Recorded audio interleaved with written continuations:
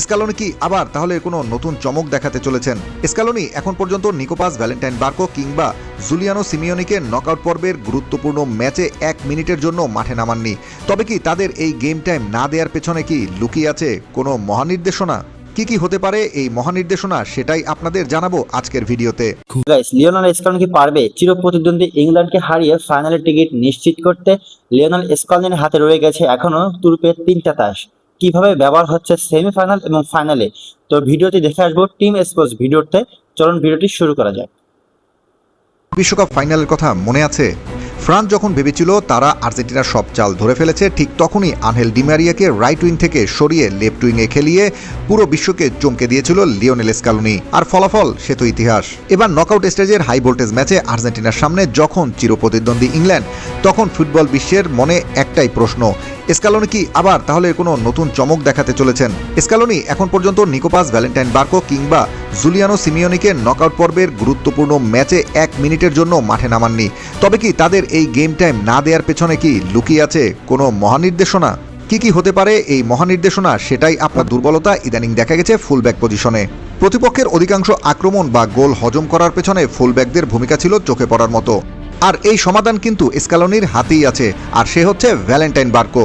ট্যাগলেফিকোর জায়গায় যদি স্ক্যালোনি বার্কোকে নিয়ে আসেন, তবে রক্ষণভাগ যেমন মজবুত হবে, তেমনি তার আক্রমণাত্মক মানসিকতা লেফট উইংকে করে তুলবে ক্ষুরধার। বার্কো একই সাথে নিচে নেমে ডিফেন্স সামলাতে পারেন এবং মুহূর্তের মধ্যে উইং ধরে উপরে উঠে নিখুঁত ক্রস বাড়িয়ে দিতে পারেন প্রতিপক্ষের ডিবক্সে। শুধু বার্কো নন, স্ক্যালোনির ডাগআউটে বসে আছেন আরও একজন, আর সে হলো রাইট উইংয়ের মাস্টারম্যান জুলিয়ানো সিমিওনে। যারা মূলত ক্লাব পর্যায়ের খেলা লক্ষ্য করেন তারা জানেন সিমিওনে অ্যাথলেটিকো মাদ্রিদের হয়ে কিভাবে দাপট দেখান স্প্যানিশ লিগে।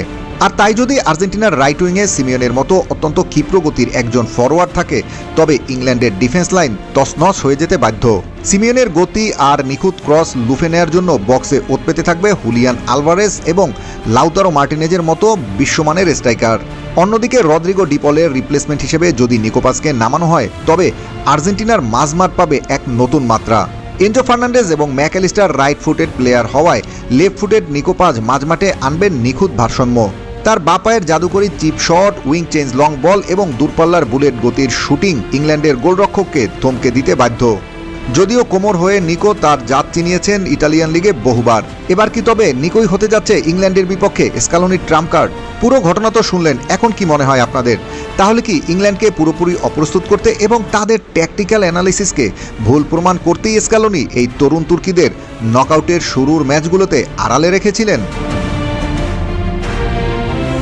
টিম ফুটবল নিউজ সব চাল ধরে ফেলেছে। তো গাইস, দেখে ফেললাম লিওনেল স্কলনির মাস্টার প্ল্যান, সে কি করতে চাচ্ছে এই ম্যাচটাতে এবং ফাইনালে কি করতে চাচ্ছে সেটার কিছুটা ধারণা পেলাম।